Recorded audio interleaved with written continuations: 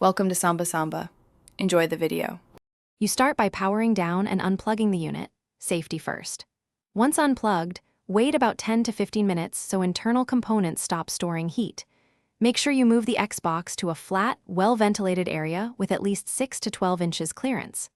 Next, use a soft brush to loosen dust around vents, then short bursts of compressed air to dislodge debris. Make sure you hold the can upright and avoid continuous blasts to prevent moisture buildup. Now you go deeper.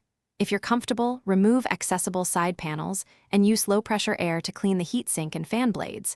This improves airflow dramatically. While inside, look for loose cables touching the fan or airflow path and route them away. Check the fan bearing by spinning it gently. It should rotate smoothly without wobble or scraping. Once clean, reseat any foam filters or covers and verify nothing blocks intake or exhaust ports before reassembly. To finish, position the Xbox according to the manual, vertical or horizontal, and keep it out of enclosed cabinets and direct sunlight so ambient temps stay low. Make sure system firmware is updated, close high-load background apps, and enable auto power-off to prevent long, uncontrolled sessions.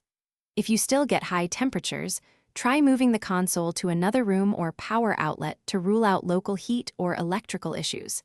If that fails, contact official support. Thanks for watching. Consider subscribing if we helped you.